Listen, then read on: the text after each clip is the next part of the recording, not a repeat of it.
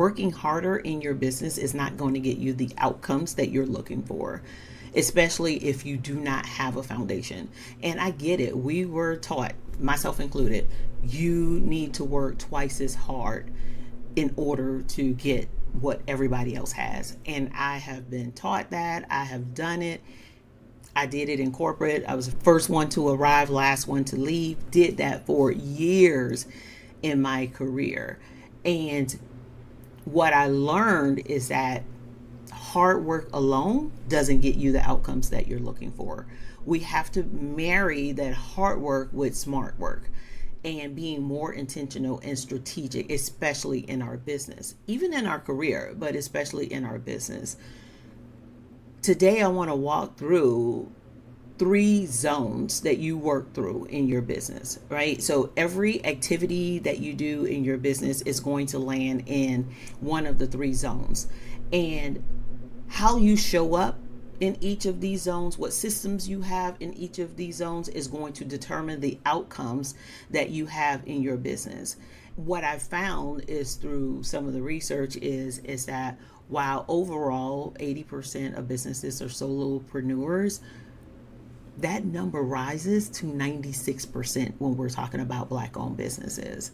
So that means that most of the businesses only have them in it. You're a solo founder and you're working an extremely a lot of hours. And what we need to do is we need to figure out, how do we become more efficient, more effective, where we're not burning ourselves out and where we are able to grow our business. So if that's not a motivation in terms of the revenue, in terms of being able to pour back into your community and now support somebody else, in terms of being able to pay for some of the projects that you want to pay for, all of these things are included, right? So it is imperative that we grow our business, but we do it in a way that's strategic, where we're not burning out, and that is going to yield us the best outcomes in a shorter period of time. So let's get into it and really talk about these zones. The 3 zones that I'm going to share with you is lead, deliver, and operate. Those are the 3 zones. So all of your activities are going to be in one of these 3 zones. We're going to talk about the lead zone first. The lead zone is where you are really thinking about the vision for your business. You're making the decision. You're setting the direction. So this is your growth strategy. This is you building those relationships that you need in order to grow your business, right? To acquire leads and convert them into clients. And with each of these zones, you want to make sure that you have systems in place. So no zone should not have systems. Every part of your business, every zone that you're working in, they should have systems. Specifically talking about the lead zone, when you do not have systems in place, what happens is that you go to that networking event and then you meet people, but you have no follow-up process. So you're not converting. When you do not have systems within this zone, it costs you in a lot of ways. You are decision fatigue because you are making decisions that maybe a system could be put in place and you're automatically doing it. There's no rhythm, there's no check-ins, you have no process for how you set and track goals within your business. So when we're talking about vision and direction, that's off. You don't know the overall health of your business. And priorities, they shift based on whatever is the loudest at the time because you don't have any systems. When we're talking about systems, some of the things that you want to put in place to fix this is you want to have, number one, a real decision-making process. So this would be a framework that you walk through when you are making decisions. You want to have time blocked on your calendar to sit in the CEO seat, where you are assessing your business, where you are thinking strategically, where you are reviewing your numbers. You want to have a system in place to track your numbers.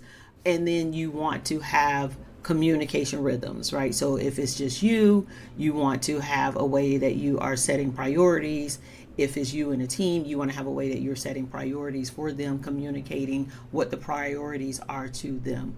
Those are just some of the systems that you want to have within this. Now, is this comprehensive? Is this all the systems? No.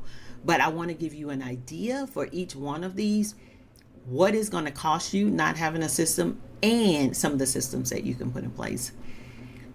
The second zone that I talked about was the deliver zone. Now, this is where you are actually delivering on the service that you are providing. So somebody paid for a service, you got to deliver on it. And you want to keep in mind how you deliver and the client experience, and the thing that you sell basically gets done, but not just done, right? We want to have the highest level of quality. We want to make sure we're hitting our timelines and things like that. So when you do not have a system in place, clients get inconsistent results. Clients get different experiences. Nothing is documented, so the quality kind of depends on your memory. It depends on your mood, your energy. If you are not having a great day, somebody may get a poor experience, versus if you're having a great day, they'll get a better experience. So when you're delivering your services, it almost feels like you're reinventing the wheel every single time. And it makes it hard to take a day off because there's nothing in place. But when you have systems in place, it looks like documented step-by-step delivery process. It looks like certain things automated and streamlined, consistent standards regardless of who does the work. So your standard is your standard is your standard. And once you have those in place, as you bring people on, it's already documented, it's already embedded, and they follow the standard. And having templates, checklists, automated onboarding, offboarding workflows, something that is repeatable so that your clients have a repeatable client experience from start to finish. And this is not something that you want to skip, because again, the cost of skipping having these leads to inconsistent results. And at the end of the day, it could lead to your brand reputation. So you really want to be careful in this zone. You want to be careful in all of them, but we're talking about client facing stuff. So the last zone is where a lot of solopreneurs get caught up in spending a lot of time, way more time than they need to be spending. And this is the operate zone. And this is really the behind the scenes and the infrastructure. So this is like your admin tools, your finances, scheduling, your invoices, following up on invoices, closing out the month, all of the things like that. When you do not have systems in place, you have fragmented tools all over the place. They don't talk to each other. You have invoicing that is behind. You have proposals that go out late, right? How many times have you met with somebody and they say, yeah, they're interested, and a week later you haven't sent the proposal? And you don't have financial visibility. You don't have visibility into metrics and key performance indicators. You may not even have any. And then you find that you're constantly putting out small fires.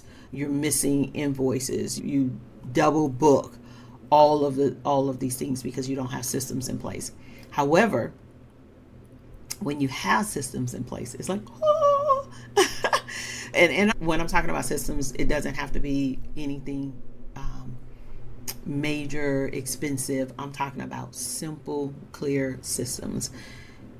When you have systems in place, it looks like a streamlined, lean tech stack. You don't have 21 different apps. You have a clean, lean tech stack. You want to know what a lean tech stack is, you can look back at a previous video and I'll actually link it here. But what it does is that you have the tools that you need in order for you to be able to provide the services at the level you want and need to be able to provide them at. And the tools talk to each other. So it's one comprehensive system. So it's not fragmented. And scheduling, admin that doesn't need constant attention.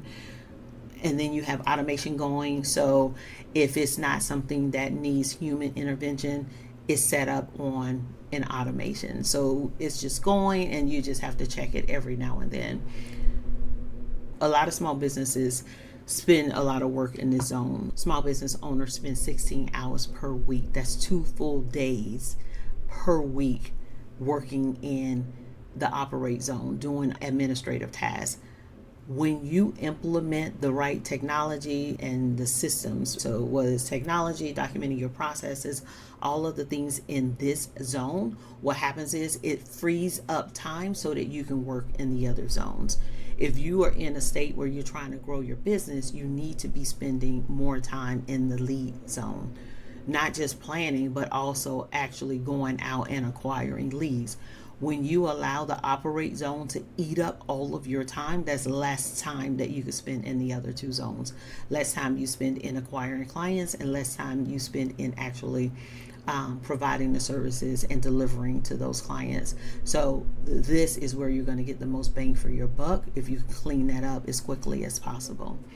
The 3 different zones. So when you're thinking about your activities, think about where they fall, but also make sure you are spending time in each one of the zones every single week.